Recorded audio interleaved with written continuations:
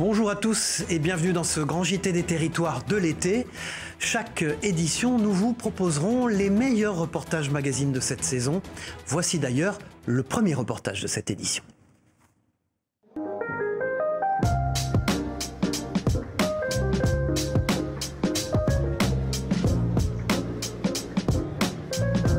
Il faut savoir que j'ai commencé le modelage à l'âge de 10 ans. Donc depuis mes 10 ans, j'ai très vite été confronté à la vision très limitée que peuvent avoir la plupart des gens sur la céramique.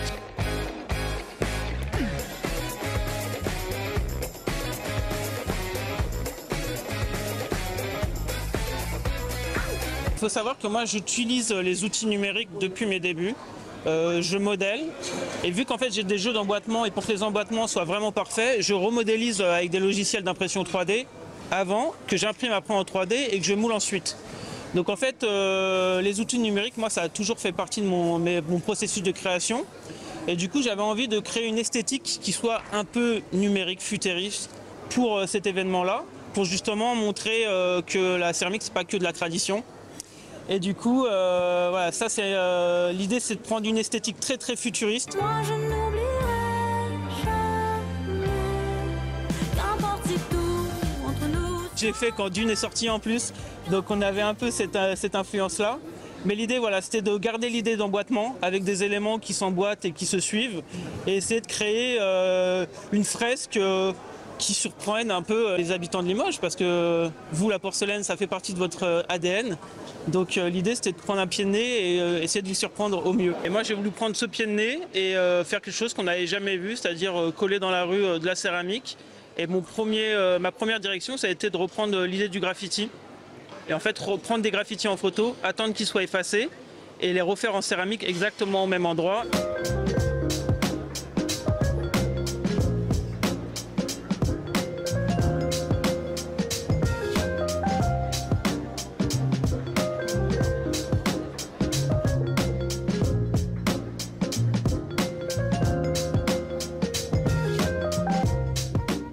Il faut savoir que moi je suis très lent, donc je me casse énormément la tête. Une fois que je sors une pièce, c'est que vous pouvez être sûr que j'ai fait 10 000 autres options pour être sûr que c'était absolument la bonne. Effectivement, en plus, du coup, vous avez parlé des retraits. Moi, je fais que des jeux d'emboîtement, ce qui peut paraître complètement lunaire avec la porcelaine. Donc ouais, j'ai un côté un peu très perfectionniste que je m'impose à moi-même, mais du coup, le résultat est d'autant plus intéressant à la fin quand ça fonctionne.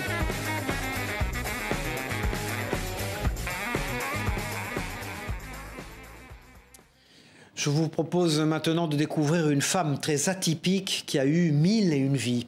Après avoir découvert l'univers de la parfumerie à 40 ans, à 88 ans, Yolande Barra gère toujours un institut de beauté à Grenoble et vient de lancer 2 parfums sous sa propre marque.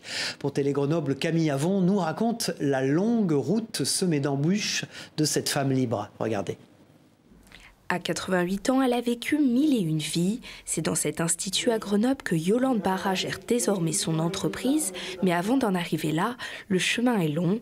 À ses 39 ans, alors qu'elle est mère au foyer, elle décide de se lancer dans la parfumerie de luxe à Modane, sa ville d'origine, un domaine où elle n'avait aucune connaissance à l'époque. Mais pour Yolande, ce défi ne lui fait pas peur. Alors elle décide d'aller toquer chez Dior et chez Yves Saint Laurent pour qu'elle devienne une de leurs revendeuses de parfums. J'ai ouvert avec Dior, Ritz et Saint Laurent. Et c'est comme ça que j'ai pu ouvrir ma première parfumerie sélective. Mais l'histoire ne s'arrête pas là, son affaire marche et on lui propose un poste de directrice à Grenoble. Alors, elle déménage et commence à gérer 3 affaires à elle seule.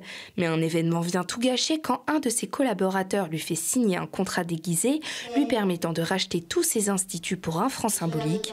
Yolande perd tout, mais ne se laisse pas abattre et elle décide de lancer sa propre gamme de cosmétiques à son nom, avec un logo qui semble, pour Yves Saint Laurent, trop ressemblant. J'ai été convoquée par lettre, par courrier, à Paris, chez Yves Saint Laurent, pour discuter un petit peu de mon logo. Quand je sonne, le représentant vient m'ouvrir la porte et me dit « Mais tu es arrivée toute seule ?» Je lui dis « Pourquoi ?» Eh bien, parce qu'ils sont tous là, ils vont te dévorer. Oh ben, je lui dis « Je suis dur à manger, hein. » Il ouvre la porte et là, dans une grande salle toute vide, le directeur France, le directeur international, 2 avocats et le représentant. Et là, le fou rire me prend parce que je vois, mais je dis, attends, Ils sont tous là, l'air sérieux, pour une histoire, pour une petite histoire à voir. Au final, Yolande conserve son logo. À cause du Covid et de l'inflation, elle a dû trouver un moyen d'arrondir les fins de mois. Alors elle a eu l'idée de lancer son propre parfum. Et comme Yolande fait toujours les choses en grand, elle en a créé 2, le 88 et le renversant. Un projet à l'image de cet octogénaire selon ses amis. Entreprendre ce projet qui va être une réussite certainement. Je trouve ça fantastique. Ce projet de parfum, c'est une folie, mais elle est capable de plein de folies. Et de la folie, Yolande en déborde et compte en déborder encore un bout de temps. Voilà, il a été l'acolyte de Donkey Kong, mais c'est au volant de son kart que Mario, bien sûr, est devenu une star interplanétaire de jeux vidéo. À Épinal, il est possible de se mesurer en vrai aux bananes, champignons et objets en tout genre du célèbre jeu vidéo. Pour Vosges TV, Livia Buchelet et Anne Didier ont pris les commandes de ces cartes électriques tout à fait inédits. Regardez.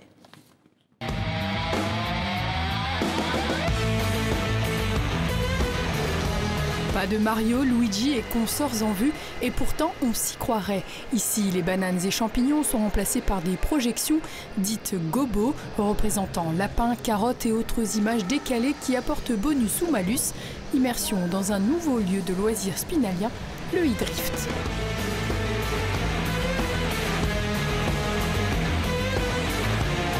C'est en fait, entre guillemets, un remake de Mario Kart. On a voulu lier le réel et le virtuel. Donc ici, logiquement, en Belgique, ce genre d'activité fonctionne, mais tout en projection. Et nous, comme je dis, on a voulu vraiment mettre le réel pour que les gens ne se retrouvent pas comme s'ils étaient devant leur console. Il faut vraiment qu'il y ait un peu de choc. D'ailleurs, vous voyez bien, les gens s'amusent en fonçant dans les barrières et tout. Et donc, on est les premiers en France à faire ce genre d'activité. Ce soir-là, ils étaient une vingtaine et pour tous, le drift, discipline consistant à faire glisser son véhicule tout en le maîtrisant, c'était une première. C'est très glissant, effectivement, un peu dur de prendre les marques, mais on s'habitue, c'est assez fun. À force, on arrive à maîtriser l'engin, mais non, franchement, c'est à faire, c'est vraiment rigolo. Et pour la vitesse 20 km/h maximum, en fonction du niveau, les trikes électriques, ces tricycles équipés d'une roue de BMX à l'avant et de 2 roues de karting à l'arrière, sont bridés pour être maîtrisés par leurs utilisateurs. Et à côté de l'aspect loisir, les gérants se projettent un peu plus loin.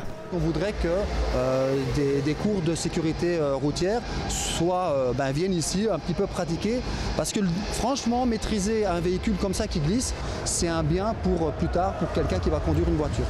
Parmi les autres projets, la création d'une franchise pour monter un réseau en France.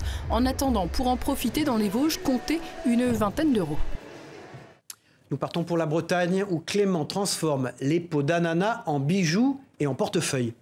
Ce jeune artisan a réussi à remplacer le cuir animal par un cuir 100% végétal.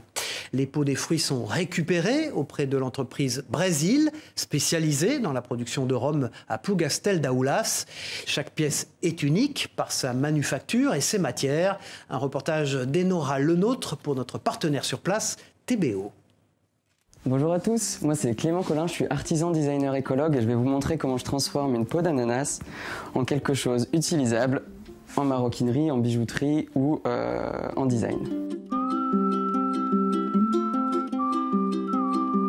Et là du coup on va faire un porte-monnaie avec tout ce qu'il y a là. Hop, on va commencer par les petites pochettes. L'idée de transformer les peaux de fruits pour proposer une alternative végétale au cuir animal, c'est né d'une problématique de développer des nouveaux procédés de fabrication plus écologiques, de nouvelles matières plus écologiques, de mettre tout ça en place et de montrer en fait qu'on peut faire très propre. C'est une matière qui se travaille différemment du cuir animal, où il a fallu un peu réadapter le savoir-faire et donc pas utiliser exactement les mêmes outils et pas utiliser exactement les mêmes gestes.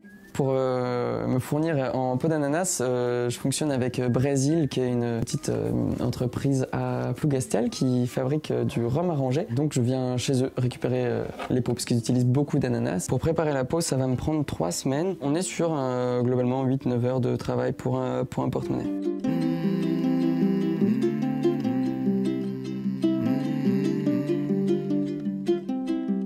Arrivé ici, je vais pouvoir vous montrer les produits finis.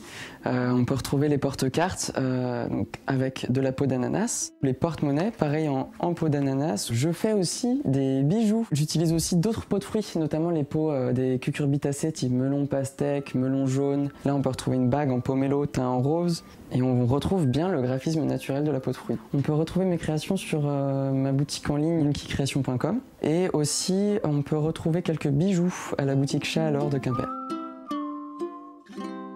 Connue pour son célèbre circuit, la ville du Mans est aussi un pôle de formation unique en France et en Europe dans le domaine du son.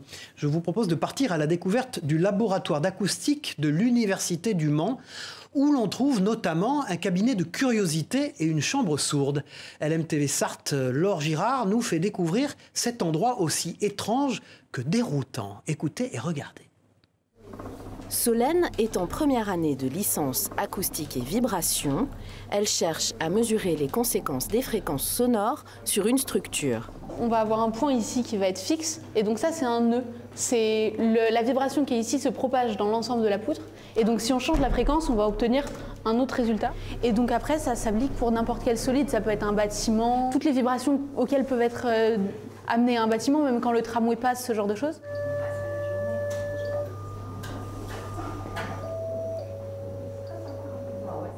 Au LOM, ou laboratoire d'acoustique de l'Université du Mans, le son est un objet de curiosité. Et quoi de mieux pour le mesurer qu'une batterie de haut-parleurs dans une salle sourde ou semi-anéchoïque. Donc ici, on va piloter chaque haut-parleur pour faire des champs acoustiques spécifiques qui nous intéressent, qui peuvent reproduire des excitations qu'on aurait dans l'industrie.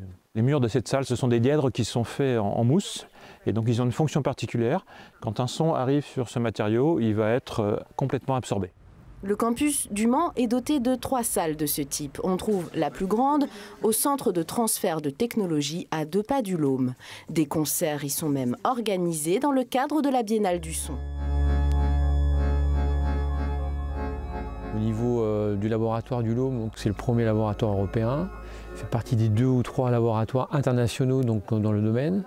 Et en termes de formation, on est en fait la seule université en France qui proposons l'ensemble des formations au niveau de l'acoustique, de la première année, licence première année, jusqu'au doctorat, avec un titre d'ingénieur aussi.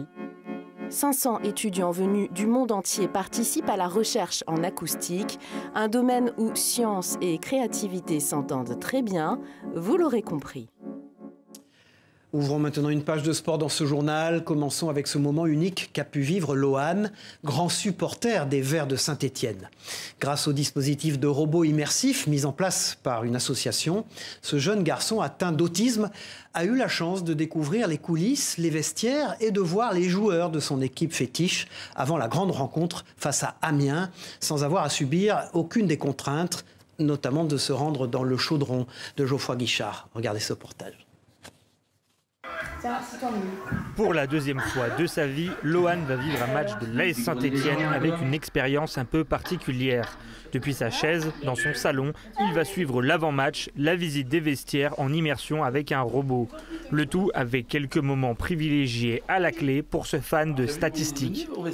Oui. Quel est le vainqueur de la Coupe de France de la saison dernière?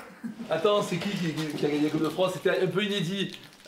Toulouse, pardon. Bonne réponse. Ils ont gagné 5-0 Nantes. Allez, dis-moi, ton score pour aujourd'hui? 1 partout. Non.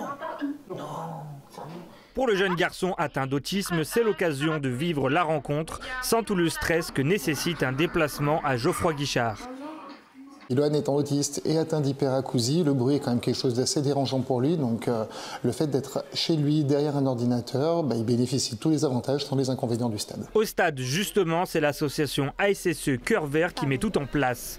Depuis 2021, l'association offre la possibilité aux enfants hospitalisés ou en situation de handicap de vivre une expérience au stade grâce à un robot immersif. C'est un événement parce qu'ils vivent un moment un petit peu hors du temps dans leur parcours de malade. Souvent, souvent ça permet de penser à autre chose. Et puis surtout, les infirmières, les médecins en parlent quelques jours avant, quelques jours après. Donc il y a une certaine continuité et ça leur permet pendant une semaine de penser à autre chose qu'à la maladie. Un vrai moment hors du temps pour les jeunes et une volonté de la part de l'association de faire vivre à un maximum de supporters verts l'expérience du robot immersif. C'est un peu du bouche à oreille, on n'a pas toujours les bons contacts et pour l'instant on arrive à faire un robot sur chaque match, un enfant sur chaque match peut vivre l'expérience robot, mais si on avait le contact de tous les enfants qui ne peuvent pas se déplacer ou qui sont actuellement en train de se battre contre une maladie et qui souhaitent vivre cette expérience, on pourrait doubler. Après près de 2 heures d'immersion, c'est le moment pour Lohan de se poser devant le match et de supporter de tout son cœur vers son équipe favorite. Le braquage de la Banque de France comme si vous y étiez.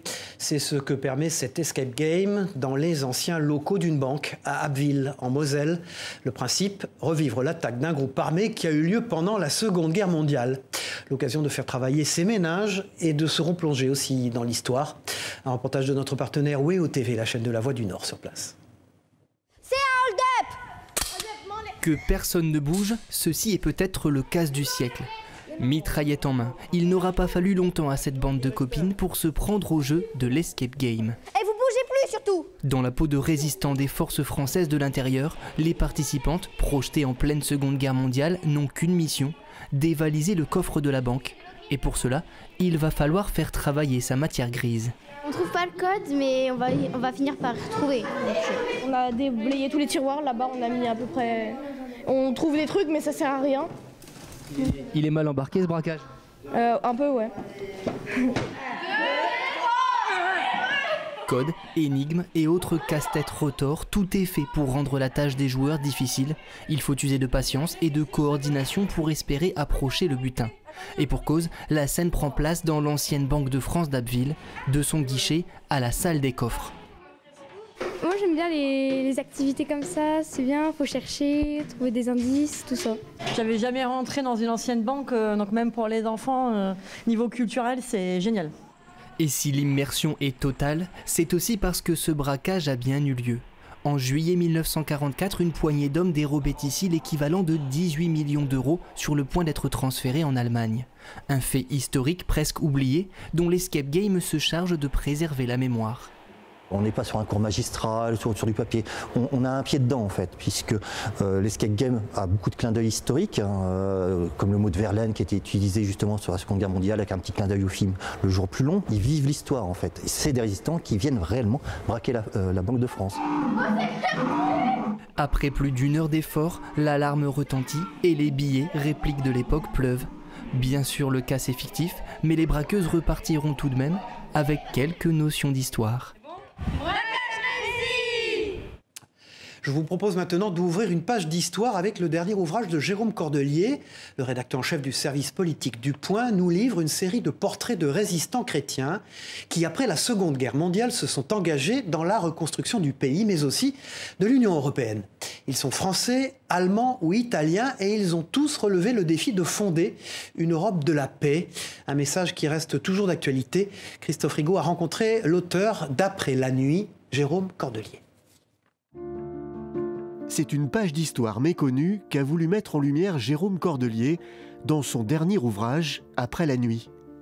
Le journaliste y raconte le destin d'hommes et de femmes, tous chrétiens, qui à la fin de la Seconde Guerre mondiale ont décidé de relever la France, mais aussi de participer à la construction de l'Union européenne. Des personnalités fortes comme Robert Schuman ou Konrad Adenauer.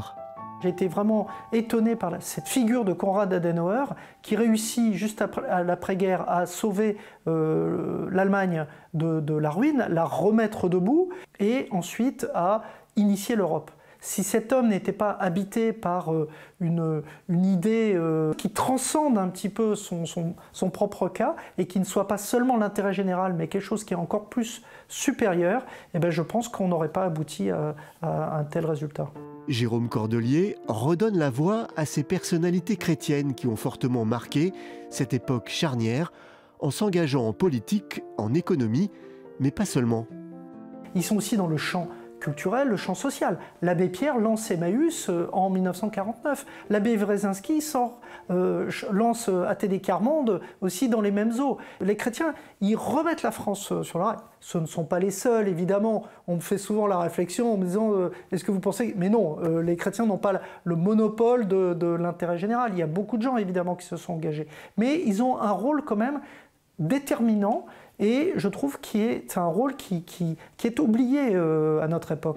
Après la nuit de Jérôme Cordelier est un ouvrage qui résonne particulièrement aujourd'hui, en ces temps troublés, en nous replongeant dans l'histoire de ceux qui ont posé les fondations d'une Europe de la paix. Depuis 5 ans, les frères Millon-Rousseau, distillateurs, louent une cave atypique à la commune de Méaulan-Revel dans les Alpes de Haute-Provence et la partagent d'ailleurs avec la coopérative laitière de la vallée qui y fait maturer ses fromages depuis une vingtaine d'années. Dans la vallée de l'Ubaye, la distillerie artisanale La Bananche fait vieillir le seul et unique whisky du sud de la France dans un ancien tunnel ferroviaire. C'est un sujet d'Arthur Soriba pour La Provence à consommer avec modération. Ce whisky donc, qui a un peu plus de 3 ans de vieillissement. Dans la vallée de l'Ubaye à Méaulan-Revel depuis 5 ans, la distillerie artisanale La Chananche fait vieillir son whisky dans un ancien tunnel ferroviaire. Ce nom Lavère qui est un peu atypique, hein, du moins sur l'orthographe, c'est un vallon de montagne qui est pas très loin de la distillerie, à quelques minutes en voiture. Et le tunnel de vieillissement dans lequel on opère donc le vieillissement de ce whisky est au pied de ce vallon.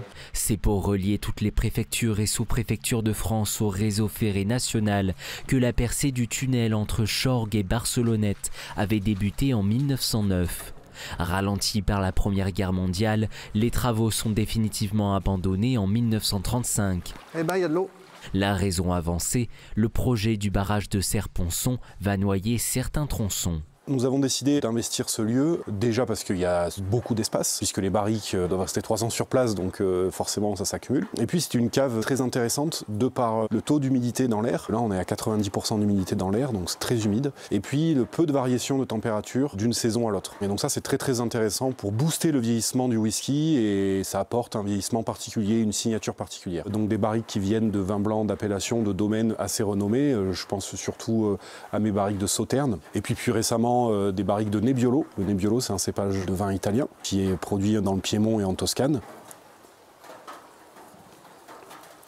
C'est très satisfaisant. Lancée par leurs parents en 1994 avec une liqueur de framboise, la distillerie familiale a été reprise en 2019 par François et Jérôme qui ont fait d'elle la première à brasser, distiller et faire vieillir du whisky en région PACA. On a donc développé un pastis, un gin, une liqueur de menthe.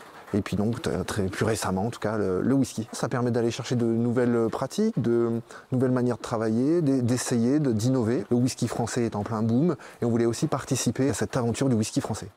Voilà, et puis Lucien Magana est luthier depuis près de 30 ans. Il fabrique des guitares dans son atelier de Sionzier en Haute-Savoie. En plus de rechercher le son parfait, il s'amuse avec l'esthétique pour faire de ces instruments des objets uniques. Chacun d'entre eux a été fait sur mesure, vous allez le voir. Ce travail minutieux nécessite plusieurs heures, voire plusieurs années de labeur. Pour Huit Mont-Blanc, Kezia Poudou l'a rencontré dans son atelier. Regardez. Avant d'être luthier, Lucien Magana est surtout passionné par la musique. C'est à l'âge de 13 ans qu'il découvre la guitare et plus de 60 ans plus tard, cet instrument de musique détient toujours une place importante dans sa vie. Je suis chanteur-guitariste. Donc quand on chante, la guitare c'est un instrument, on va dire presque favori parce qu'on peut l'emmener partout. Hein, vous asseyez au coin d'une table, vous prenez une guitare et puis ça y est, c'est parti. C'est par passion qu'il a découvert ce métier dans les années 1990. Ne pouvant pas en vivre à 100%, il travaillait en parallèle dans une usine de décolletage. Aujourd'hui retraité, il continue de créer son instrument favori. Au total, il a fabriqué près de 80 guitares et voici la pépite de sa collection. Celle-là, elle est unique. Je l'ai présentée à Paris plusieurs fois. Et jusqu'à présent, personne ne m'a encore copié. Il n'y a pas d'ouverture. Il y a une double table et un double fond. Mais avant de pouvoir sortir de telles notes, ce prototype lui a demandé beaucoup de temps, plus de 2 ans de travail. Les guitares plus traditionnelles nécessitent quant à elles près de 150 heures. Guitares classiques, folk, électriques ou encore même des ukulélés sont créés dans cet atelier. Sa clientèle étant avant tout composée de musiciens professionnels, la qualité se doit d'être irréprochable. Et cela commence d'abord par le choix du bois et notamment de la table d'harmonie, élément essentiel de la guitare puisqu'elle a un énorme rôle à jouer dans la sonorité de l'instrument. Le PCA est un très bon bois de résonance qui est utilisé depuis le Moyen-Âge pour fabriquer les violons, les violoncelles, etc. Le bois de chacune des parties de la guitare, comme le manche, le fond ou encore les éclisses, a été réfléchi pour optimiser ce matériau au maximum. Suivant si vous voulez une guitare qui brille ou une guitare qui soit un peu plus sourde ou un son qui soit un peu moins brillant ou un peu plus brillant, on travaille exactement sur les barrages qui sont sous la table. Le plus gros de cette commande sur mesure a été effectué. Une fois terminée, elle ira dans une salle spéciale dont l'hygrométrie est mesurée pour permettre à l'instrument une conservation optimale. Voilà, c'était le grand JT des territoires de l'été. Merci de nous avoir suivis. On se retrouve très vite pour une nouvelle édition d'été. Au revoir à tous.